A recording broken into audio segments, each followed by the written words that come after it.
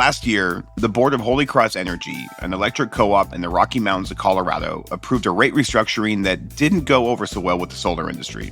Our public scuffle with the solar industry caught the attention of Governor Polis and his staff here in Colorado. And I sort of joke, it was like being called to the principal's office, like, okay, you two quit fighting in the hallway. Let's get in here and let's sort this out. The rate restructuring centered around cuts to net metering payments, which meant Holy Cross customers with rooftop solar would see longer payback periods on their investment. Solar advocates worried that the change would crater the rooftop market, and Governor Jared Polis was getting an earful from customers and industry insiders wanting answers. Holy Cross CEO Bryan Hannegan says he wasn't all that surprised. So we kind of had a feeling that this would catch some attention. And when the outreach came like, hey, what's going on? I said, well, it sounds like we just need to all get in a room and try and figure out what's a win-win solution. Because it's not just a Holy Cross problem. It's an industry problem. Bryan spent years working on energy policy in D.C. before advancing renewable energy research at Electric Power Research Institute. He knows about making tough calls. When everyone finally sat down in that room together, he had one goal: find a way to support solar in a way that helps the grid and distributes the cost more equitably. We've got almost 3,000 systems out of 60,000 delivery points already online, and we're adding several hundred per year. At some point, we're going to hit a breaking point where all that solar during the day is creating costs that really ought to be borne by those that are providing it, as well as by us in a more collaborative sort of way. And that we're getting investments, not just in solar, but we're getting investments with solar and storage, so that that solar that's generated can be exported to the grid at a time when we need it, and frankly, at a time where we'll pay more for it, and the economics will work even better. For over a decade, utilities and the solar industry have been sparring and collaborating over how best to compensate electricity from rooftop solar. Bryan sees the model shifting from a static net metering model that makes the utility pay for rooftop solar no matter what, to something that takes into account when solar is generated and how it interacts with the grid.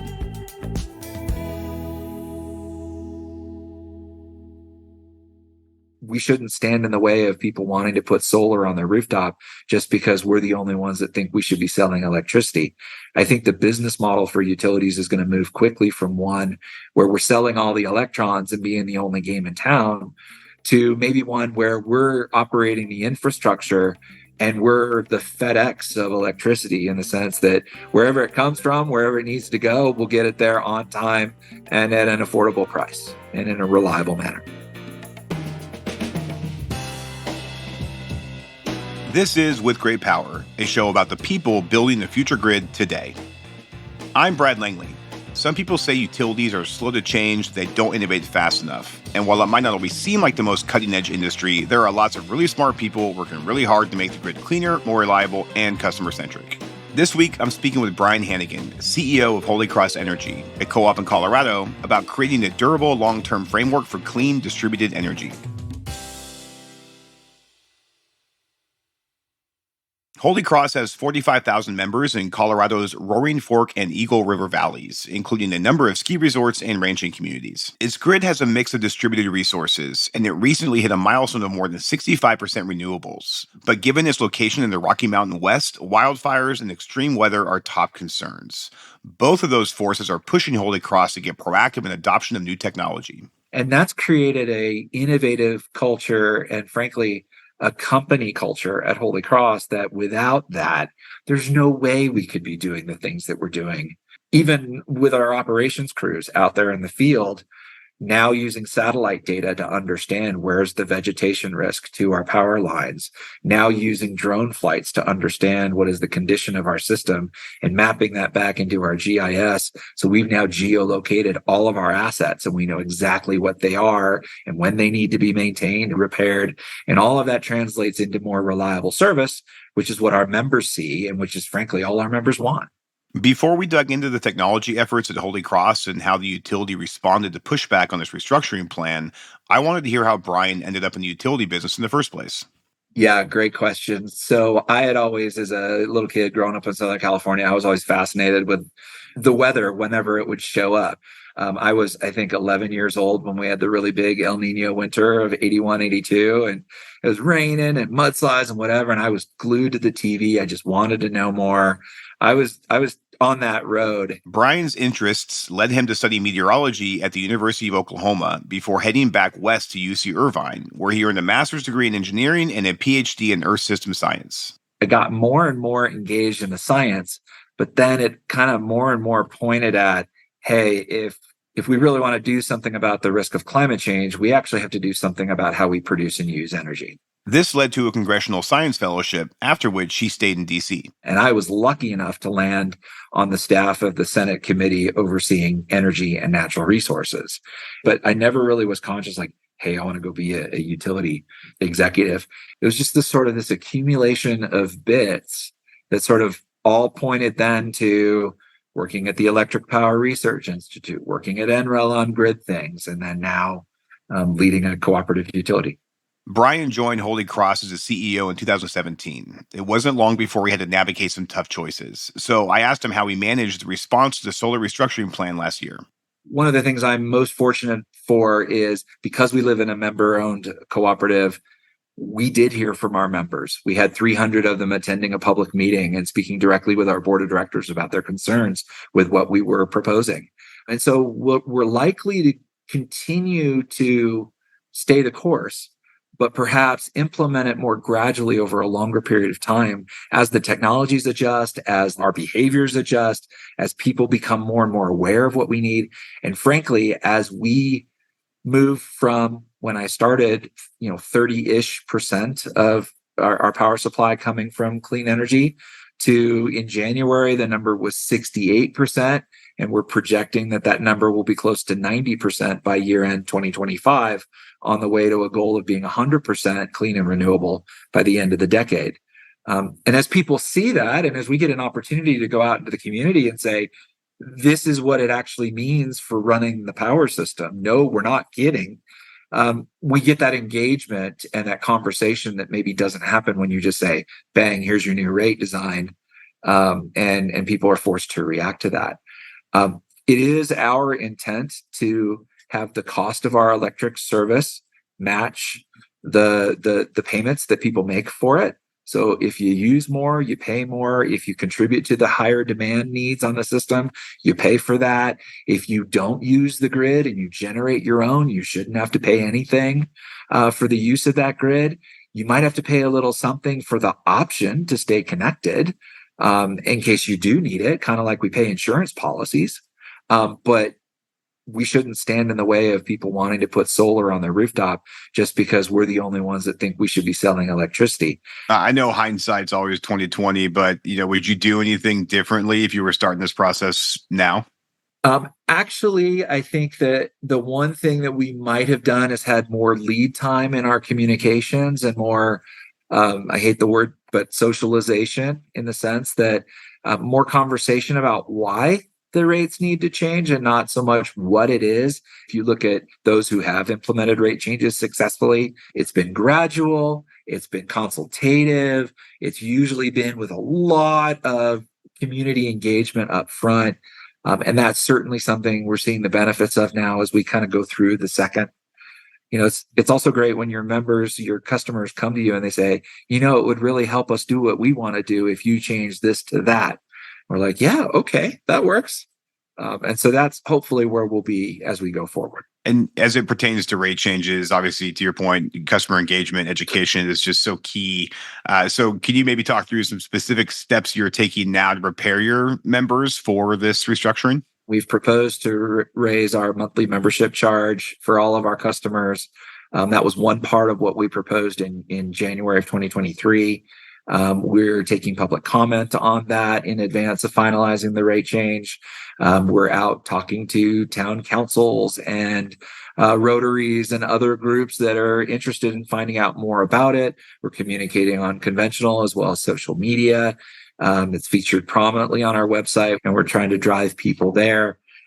We're also talking more about how our system is changing and why electricity isn't the same price in all places and at all times anymore because of the variability of both the supply and the demand and the strains on the infrastructure. This is our first rate change in 5 years. And the reason for that is because through the transition from conventional to clean energy resources, we've actually been able to bring on those new clean energy resources at a lower price than what we were paying for our former portfolio. And so we've been able to avoid, for 60,000 people, $30 million over the last 5 years in avoided energy costs. And that's allowed us to invest in wildfire mitigation, cybersecurity, grid modernization, upgrades in capacity without having to raise the rates until now.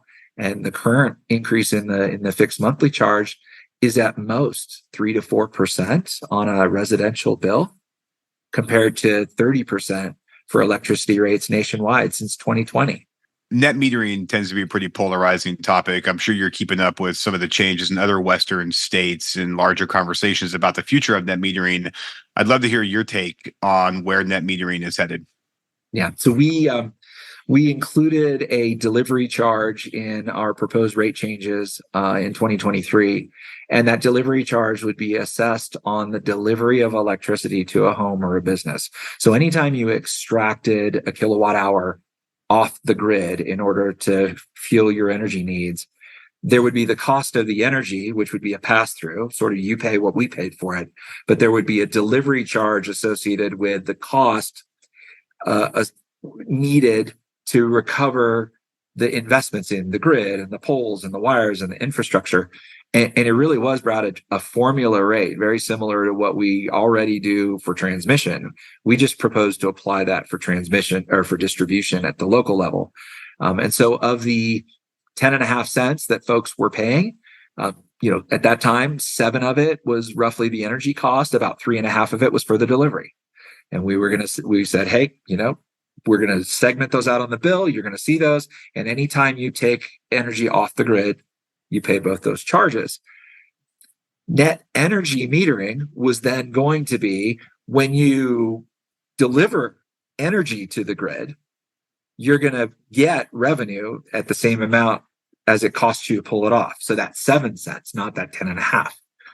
Well, that changes economics for the rooftop. And you can imagine that got some folks exercised, and we heard a lot about it.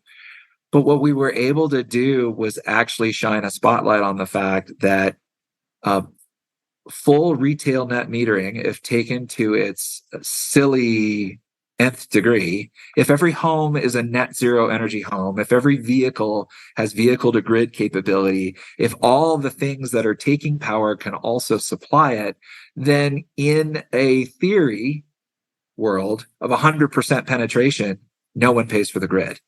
And then what? And so we really have to kind of grok through this thought process together. Were you surprised to get that call into the governor's office, and how'd you prepare for that meeting?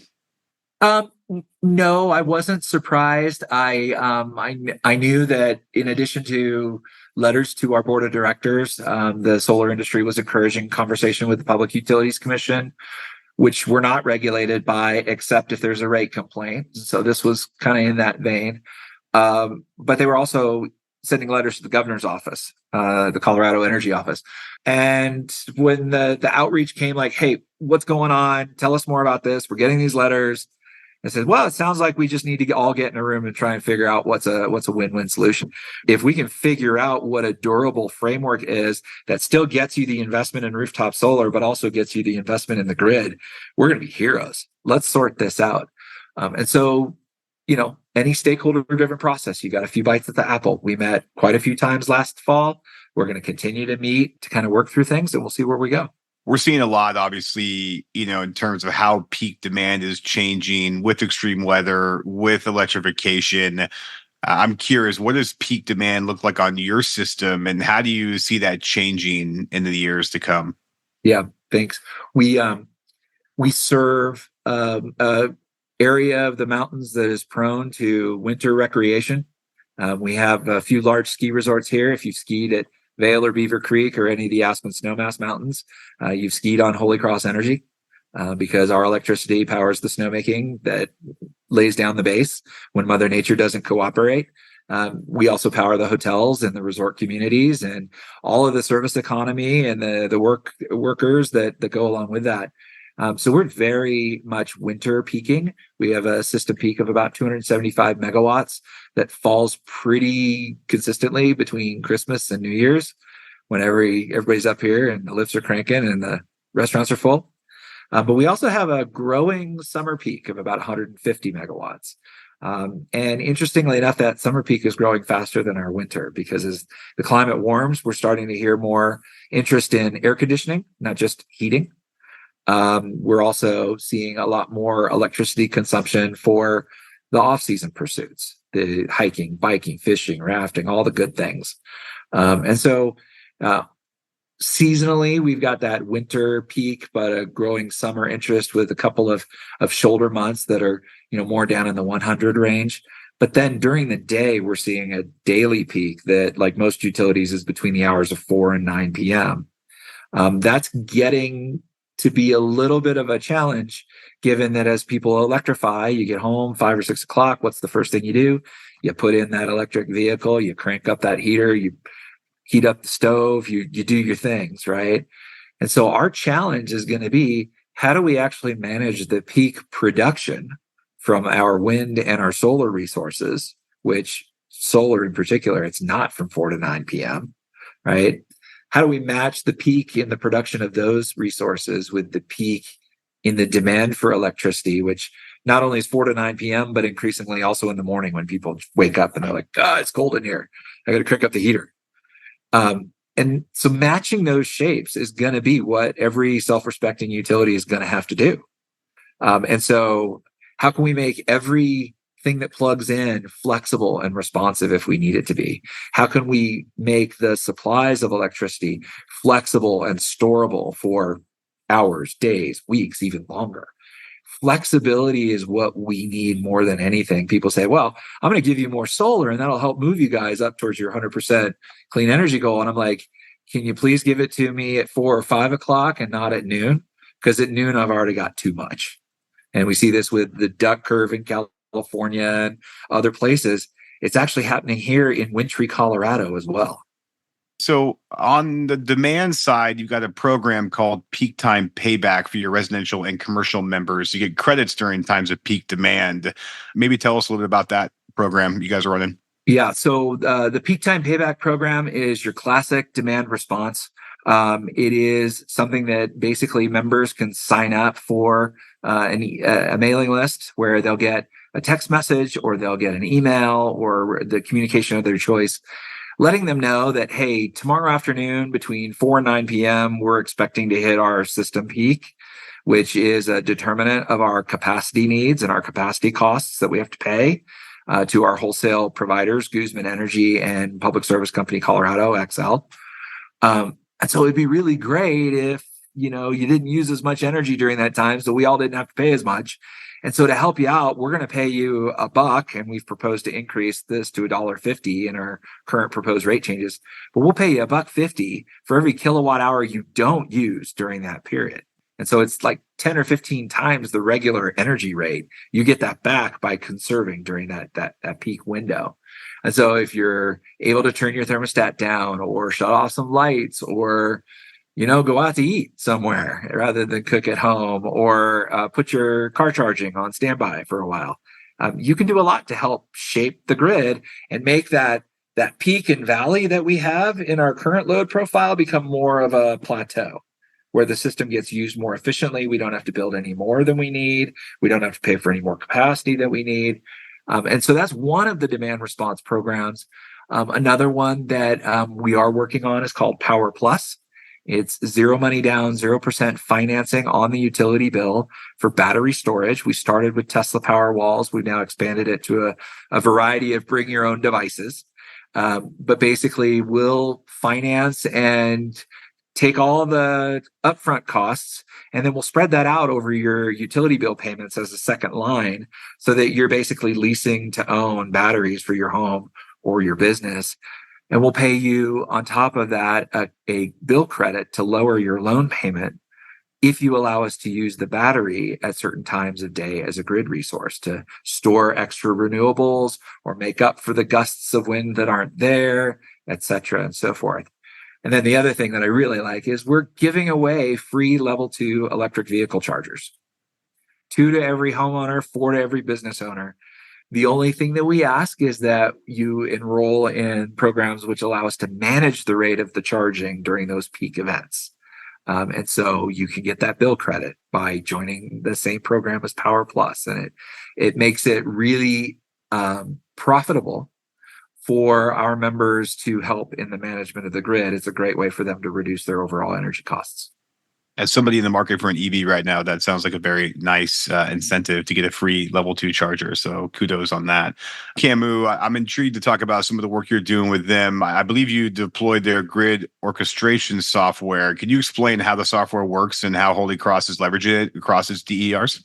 The electricity system was built kind of one way. And so we only metered and measured it one way. And I think working with Camu, we learned a lot about how to meter it and manage it and monitor it two-way. We also learned how to dispatch different kinds of resources. We've kind of lately moved beyond the capabilities of their platform as we've stretched out into other areas with other partners to bring on more distributed resources. But the whole notion of grid orchestration is that balancing available supply to available demand, not just at a system level, but locally as well. And so allowing all of the distributed resources, the batteries, the vehicles, the smart homes, the thermostats, the this, the that, and the other thing, to understand what's going on the grid that they're connected to and to be able to take the right actions, right? If the voltage is too high or too low, we want the battery or the vehicle connected to the grid to take actions to help us bring that voltage back in by injecting or taking power out of the grid.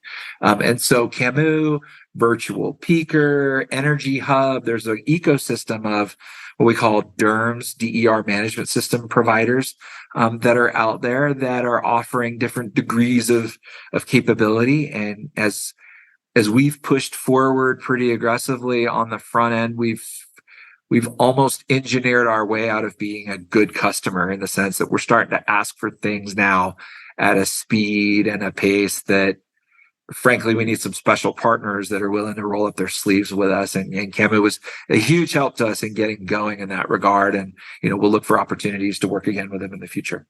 And some of those companies you mentioned build themselves as VPP providers. We talked about DR.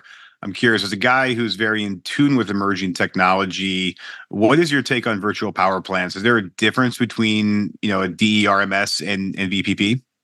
Well, the notion of a virtual power plant is a bundle of distributed resources that can act like a power plant in providing grid services to the grid, energy services to the grid. That's not fundamentally different. It's an aggregation of demand response, if you want to think of it as another way. And I think what the VPP brings is a level of coordination locally that a DERMS tries to create at a system-wide level. Whereas a virtual power plant operates on an operating system that is more at the neighborhood or even at the meter level. And so you could imagine anybody, not just a utility, being able to step in and orchestrate and manage, either as a service or directly for a set of consumers, a set of devices, DERs, acting as virtual power plants. We had some very early experience. We were VPPs before they were cool, I guess. We worked with our local Habitat for Humanity chapter in the Roaring Fork Valley. They were building affordable housing and were challenged by the need to make it all electric. And so we used some learnings from the work that we did with NREL on modeling a high DER future for our system. We actually deployed at 4 of the 27 homes at the Basalt Vista development near the town of the same name, Basalt. Each of those 4 homes had solar, batteries, an electric vehicle charger, a heat pump water heater, and an air source heat pump. So DERs that could be managed individually, collectively at the home level, or collectively at the neighborhood level, consisting of those 4 homes. And so those 4 homes actually behave as a virtual power plant. If we have too much sun, we tell the batteries and the other consuming devices, now would be an awesome time to consume that sun because we could use your help in putting it to good use, right? We need a demand response event. Hey guys, you all could work together and operate as a power plant would to sort of turn down your supply to help us manage that supply and demand balance. And so we're going to need orchestration at the meter. We're going to need orchestration at the community or neighborhood level or the HOA. And we're going to need orchestration at the level of the distribution grid that matches the orchestration we already see going on at the transmission level with the ISOs and the RTOs or the balancing authorities as a whole. My last question for you. We call this show With Great Power, which is a nod to the energy industry, but it's also a famous Spider-Man quote. With great power comes great responsibility. What superpower do you bring to the energy transition? I think it's all going to revolve around communication. We are in the midst of a massive transition in our energy system and in our electric grid in particular. Every consumer will have, whether they choose to exercise it or not, they will have the opportunity to partake in either helping the grid stay up or taking the grid down, quite literally. And my hope is that we use that great responsibility, all of us as consumers, to do all the things that we do to light, heat, fuel, but do it in a way which actually builds more stability, more resilience, lower costs, more sustainability. Right? We need to rely on our consumers to help us run the electric grid more than ever before. And that's something that's going to require communication be over and over again, because right now, most of us spend a few minutes a year contemplating electricity, and it's when we don't have it. And we're going to have to get more people more involved. But I'll tell you, the ones who are getting involved and who are learning about this, they're getting excited about the power that they have and the responsibility that they have and the ways in which they can actually use more electricity for more things while still doing so at an affordable cost. And to me, we're the lifeblood of society. If we can pull that off, then we will have done the world a pretty great service. Agreed. Bryan, thank you so much. I really enjoyed our conversation. Thank you, Brad. Me too. Bryan Hannegan is the CEO of Holy Cross Energy. With Great Power is produced by GridX in partnership with Latitude Studios. Delivering on our clean energy future is complex. GridX exists to simplify the journey. GridX is the enterprise rate platform that modern utilities rely on to usher in our clean energy future.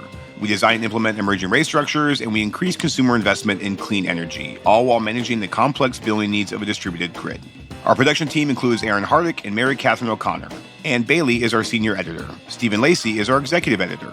The original theme song is from Sean Marquand. Roy Campanella mixed the show. The GridX production team includes Jenny Barber, Samantha McCabe, and me, Brad Langley. If this show is providing value for you, and we really hope it is, please help us spread the word.